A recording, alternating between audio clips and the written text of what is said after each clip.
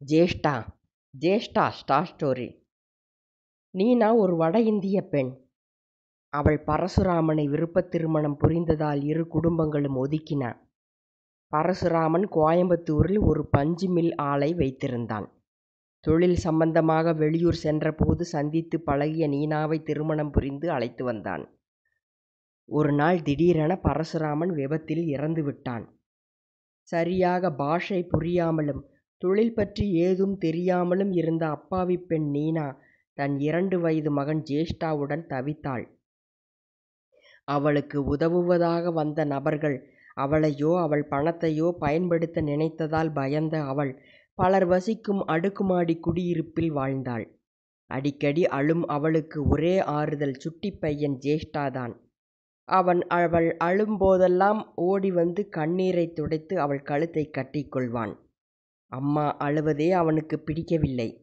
அவன் குறும்பு பையன் ஆதலால் அவன் தாள் திறந்து வைத்தால் திறந்து கொண்டு வெளியில் ஓடிவிடாமல் தடுக்க எப்போதும் அவன் ஒரு காலை கயிற்றில் கட்டி சோபா காலில் மறுமுனையை கட்டிவிட்டு வேலை செய்வாள்.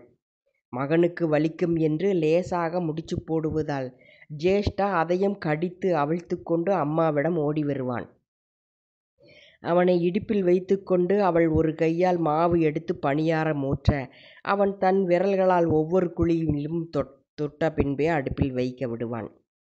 ஒரு நாள் அவன் விளையாடி கொண்டிருக்க நீனா வழக்கம்போல் வருத்தமாக தன் மகனின் எதிர்காலம் நினைத்து வருந்தி கொண்டிருந்தாள். அப்போது ஜேஷ்டாவை பார்த்தாள் நீனா.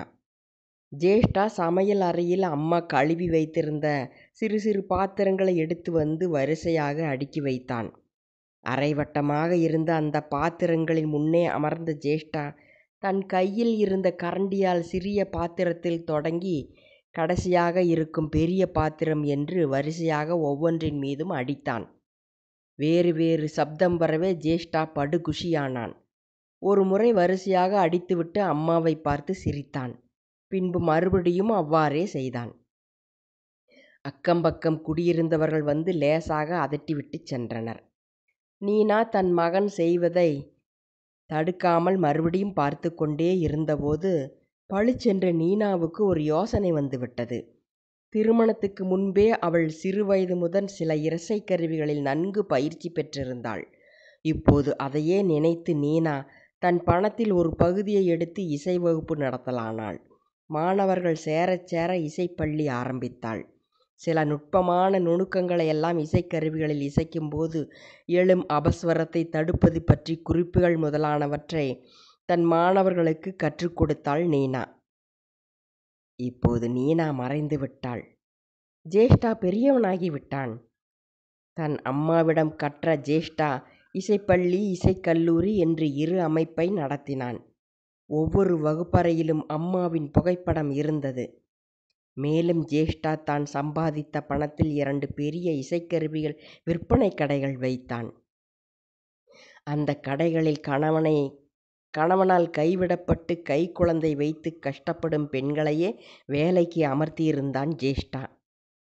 தான் சிறு வயதில் பாத்திரங்களில் கரண்டி அடித்து விளையாடுவது போல் அம்மா வரைந்து வைத்திருந்த படத்தை இசைக்கல்லூரி வளாகத்தின் பல சுவர்களில் பிரதி எடுத்து மாட்டி வைத்திருந்தான் ஜேஷ்டா. தன்னுடன் எப்போதும் அம்மா இருப்பதாகவே உணர்ந்தான் ஜேஷ்டா. முற்றும்.